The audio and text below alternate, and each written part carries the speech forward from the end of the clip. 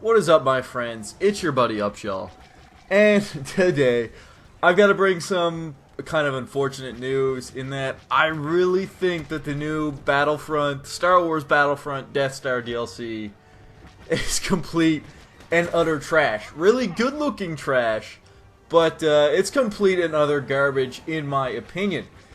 And that kind of goes down to the main game mode, the battle station game mode, and the huge flaws I find in it. So just to give you guys a quick rundown on how it works, you start off out in space. You've got this big giant destroyer. You have to take out so many TIE fighters. Then the shields will drop on certain kind of points, basically shield points. You shoot those shield points, and then you wait for the TIE fighters to come back. And then you shoot the TIE fighters, and you shoot the shield points. And this cycle just repeats itself for about 10 minutes. And it's incredibly boring during this aspect of the game. It's just, it feels like you're just banging your head against a wall. And a lot of this has got to do with the fact that the flying in Star Wars Battlefront is so unskilled.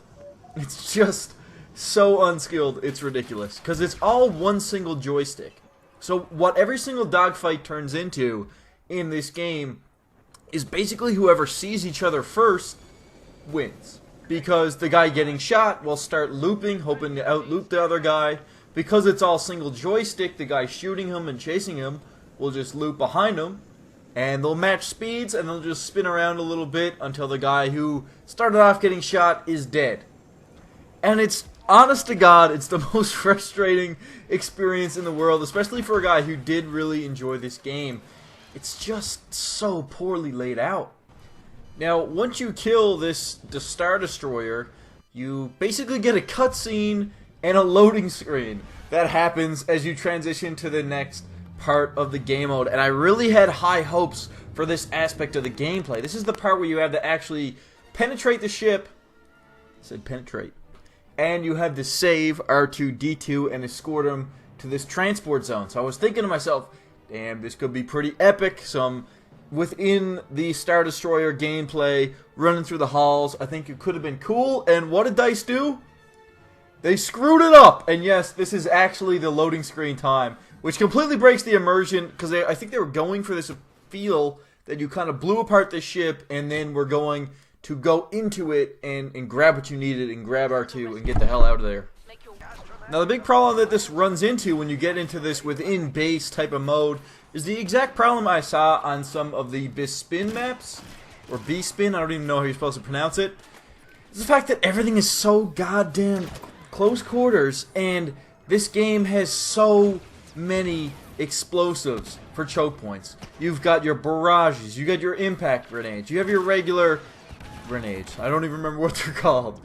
You have all these smoke grenades. It's just brutal. And trying to get a push going at all is just faced with a wall of explosion. And there's pretty much only a few points you can get to if you want to make your progress through the level, if you want to kind of move to the next point.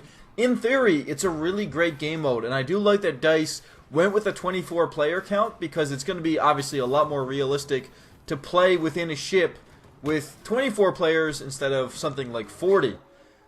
But it's just so poorly implemented, and the map is so poorly designed. The amount of times I got caught behind doors, times I was trying to shoot through little kind of desk areas that I figured I'd be able to shoot through because I can see the enemy and they can see me, and I couldn't, it was way too much of that stuff. And it drove me absolutely insane, and it made the playing experience really not that fun. I really kind of hoped for kind of wider, open, I guess, aircraft bays would be the type of situation we would be fighting in for this Star Wars DLC for the Death Star. I was really counting on that. And instead, we just turn into choke point city, impact nades everywhere. No fun to be had. Nobody was really able to get any good flanks going, any good streaks. Again, as I'm just running on top of nades and barrages. Oh! I'm so annoyed, because honest to God, guys, I thought this DLC would be the chosen one. I thought it would restore balance to Star Wars Battlefront as long as you paid for that $70 season pass. And I'm sorry, guys. It doesn't seem to be the case at all. It just seems to be more cluster shits of no funness. And I'm really disappointed with the Star Wars Battlefront DLC so far. I honestly... I regret the Season Pass decision. I really do, because I just don't think the money is worth it, guys. And this is a guy who loves Star Wars Battlefront. I do love the core mechanics of the gameplay. I actually like the blasters that they have offered. I'm not one of those guys who thinks that Star Wars Battlefront just doesn't have enough to it, because I think the gunplay is really slick. I think it's really good. It plays very well. In my opinion, if you can count out the map design and lack of maps. And unfortunately, when you consider that, I just don't know, man. It's not something that I can really play for a long amount of time anymore. So, out of 10, what would I rate the Star Wars Battlefront DLC? I think I'm going to go with about a 3 out of 10. And this is going to sound bad, but all 3 of those points have probably got to do with scenery and how good the game looks and how good the battlefield looks. When you're out in that A-Wing and you're floating through space as you're coming up on that Star Destroyer and you have all these comets, all these asteroids, and all these disassembled ship parts that have been blown apart throughout the battle, it really does add this atmosphere, and my god, it really does look good. It just lacks a big depth of gameplay and results in really frustrating gameplay within the close quarters explosive situations, and just, it doesn't seem to have a depth to it that I would expect from a true Death Star expansion. But let me know what you guys think down in the comments down below. Leave a like if you enjoyed the video, and I'll see you soon.